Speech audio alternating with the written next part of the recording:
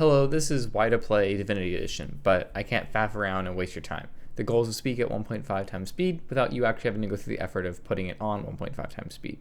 Simple? Yeah. Cool, let's go, because I don't have a lot of time. Divinity 2, or Divinity Original Sin 2, is a CRPG and technically the sixth game in the Divinity series, but more importantly, it was Larian Studios' breakout game. It sold far more than any of the previous Divinity games and was nominated for many awards and won several. Full transparency though, this game is near and dear to my heart, so I've been struggling to say negative things about it, but I've done my best to be critical, so let's get into the review. Starting with the main story, which is divided into 4 separate acts. Admittedly, the main story isn't super impressive. It's a fairly generic grand fantasy story with an enjoyable amount of humor thrown in, but the side stories, character stories, and world building all tell a far more rich tale. There's so much history built into this world because of the past 6 games, and the rich lore is hinted at and shown, and the significant amount of content adjacent to the main story. Fortunately, the main story doesn't hold your hand, instead opting to let you explore and find solutions on your own. This makes you not only explore these areas, but also actively interact with them. Your interactions and encounters all add on to the main story and help augment it, since several side quest events are occurring simultaneously alongside the main story. The character stories themselves are also incredibly interesting and add so much to the experience of the game that I recommend playing the game with at least one companion character to help immerse you into the world, although you practically have to unless you're playing in multiplayer. Within the tutorial, you will quickly discover how interesting, distinctive, and charming each of the origin characters are, and that initial interest will only grow as you experience their stories and have incredible encounters along the way. Enough story though, combat time. Divinity Original Sin 2 is turn-based, so the emphasis is on strategy and planning out your actions. Late game things tend to devolve into the entire screen getting covered in necrofire, but there's still a lot of nuance here. Combat turns alternate between the enemy and you, and whether you or the enemy goes first is determined by initiative, and the order your team goes in is determined by each character's initiative. This prevents you from getting curb stomped in a handful of enemy turns, but also limits you from having such massive moments yourself, and makes the initiative stat feel a bit weaker than it is. The primary distinctive feature about the combat in this game is the armor and magic armor system. Instead of a chance-based system for applying statuses, the magic and physical armor will prevent almost all status effects until either armor is reduced to 0, after which certain status effects can be applied depending on which armor was stripped. This means that after your characters lose either of their armors, they are likely to get stunned unless you use one of several support abilities. The main way to become stronger besides increasing your primary stats is to increase your combat abilities. They are classified as either defense, weapon, or skills. Defense abilities are disappointingly useless, and the weapon abilities are underwhelming, but the skills are where the interesting stuff is. Upgrading a skill isn't terribly exciting by itself, since you simply get a specific 5% damage bonus, but it allows you to unlock other spells. This leads to an incredibly exciting early and mid-game where you constantly unlock new spells. But since the most a spell will require you to have is 5 points in any skill, and the cap is 10, you have almost always acquired all your important skills by the later part of mid-game. This means combat encounters will usually go about the same throughout the late game. That isn't to say that late game combat is boring or easy, it is neither. The differences in encounters comes down to refining your strategy, upgrading your equipment, and adjusting your actions based on the different locations and enemies. This game is also incredibly difficult. Even on their version of normal, average players will struggle against many boss fights, and even some random encounters. If you want a challenge, then this game will not hold back from giving you that. While I've grown to love Divinity's difficulty, it really just boils down to enemies dealing far more damage than they should be able to. And because of the magic and physical armor system, if one enemy strips either of your armors in one turn, or sometimes even in one hit, then there's a high chance that character's going to lose their turn unless they have high initiative. The main reason you lose a fight is because nearly your entire team was locked in CC. The end result is that you either need to kill or stun them before they even have the chance to fight back. This is why I mentioned that late game the screen is always covered in necrofire. Pyromancy and geomancy have so much synergy they end up doing the most damage out of all the magic skills. Pyromancy and geomancy, especially on high difficulties, are your only real option for magic damage. While you can get away with other magical options on lower difficulties, it makes an already punishing game even more difficult. This is one of the major issues with the difficulty of the game, forcing you into using certain more optimal spells and ways of fighting. This makes sense when playing the highest difficulty, but Divinity's normal difficulty can feel like other games' highest difficulty. So if you like a challenge, go for the classic difficulty. And if you prefer to have a smoother ride, take the explorer difficulty.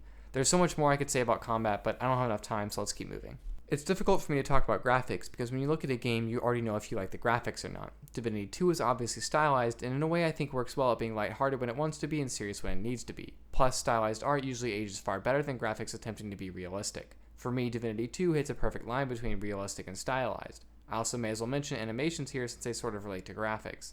Many of the characters' casting animations are similar, but the variety of spells feel satisfying to use. There isn't anything crazy going on with the animations, but I wouldn't say they missed the mark. Overall, a slight positive in my book. I really don't have too much to say here, so let's just move on to level design and world design. Combat encounters are the meat of this game, unless you spend forever optimizing finances like I do, so it's vital that they are done well. So it's a good thing they are. They're usually foreseeable if you keep your eyes open, and a lot of them are well designed and interesting. There are a healthy variety of enemies to fight and a ton of bosses with unique abilities. It's difficult to speak at length about good encounter design, so I'll just talk about a few gripes that I have that might be important. One overarching issue is that with the difficulty so high, being prepared for each encounter before it happens is very important.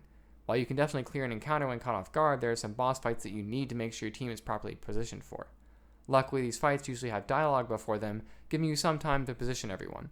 It does make for an odd situation, though, where one character is chatting with the enemy while the entire rest of the team is just running around buffing and setting up for combat. But this isn't too much of an issue unless you want to focus more on playing this game as a roleplay experience, which is again why I'd recommend playing on Explorer if that is your aim. The world design itself is, in my definitely professional opinion, fantastic. I'll just show some of it in the background so you can get some idea of what I mean while I move on to puzzles. There aren't a lot of puzzles in this game, and most of them are honestly not super impressive. None of them are very hard, so none of them feel particularly satisfying to finish. They aren't bad or common enough to obstruct your experience, so they don't detract from the game much, but they don't really add much either. And for those of you who hate puzzles, then you can often find animals with clues that will almost trivialize the puzzles. Another subject I'm definitely not qualified to talk about, but here I am anyway. Let's talk about the music in this game. If you're like me and don't usually notice the music unless it sucks, then you'll probably only notice the music a few times. And not because it sucks, but because it smacks you in the face with a bat, in the best way possible. If you're someone who actually pays attention to music, then you'll be blessed with a seriously astounding soundtrack. They do epic music like nobody's business. I wish I had the music background to convey to you how great this is, but since I don't, I'll give you a taste of one of these beauties.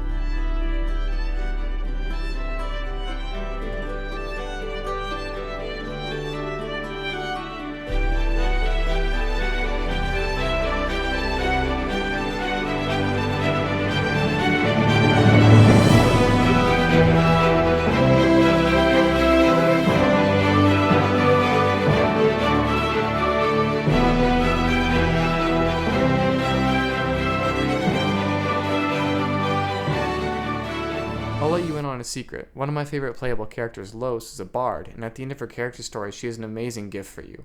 I bet you can guess what it is, but you'll have to play the game yourself to experience it. The last thing I want to talk about is the multiplayer experience. This is where I can go more in depth about why I think Divinity 2 is best played in two-person co-op. Firstly, I like to say that managing 4 characters is a real chore. You can play the game with only 2 characters using the lone wolf talent, but then you'd be missing out on a significant amount of the fantastic characters and character stories I talked about in the beginning. Playing with one other person lets you far more easily use the full 4 characters without struggling to maintain them all on your own. Here's where you come in saying, why don't you recommend playing the game with 4 players then? And here's where I say that if you primarily want to just mess around and beat the crap out of some baddies with you and your buddies, then go right ahead.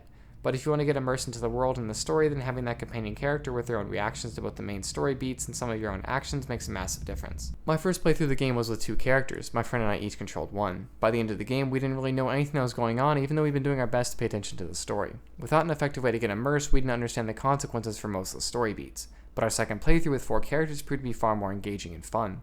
While it was a little hard to manage 2 characters instead of 1, it wasn't nearly hard enough to make it not worth the many benefits. And as a small side note, there are a few areas where you get to have a little PvP. It's typically a very one-sided experience for whoever's in a better position or strips the opposing side's magic or physical armor first, but it is there. If you're PvP minded though, there is an online PvP mode called Arena. They made some changes to it fairly recently and it's pretty interesting now. You choose NPCs from the campaign to play as, so beware some spoilers. It's a far more balanced experience than the few campaign PvP fights, so go there if you really want to see who's best. That's all though. Please consider playing Divinity Original Sin 2 if you haven't already, especially if you have a close friend or even a friend you'd like to get closer with. Or if you just want to do some murder with your mates, then summon the squad and go to town. Either way, I hope you enjoyed and I'll see you all later.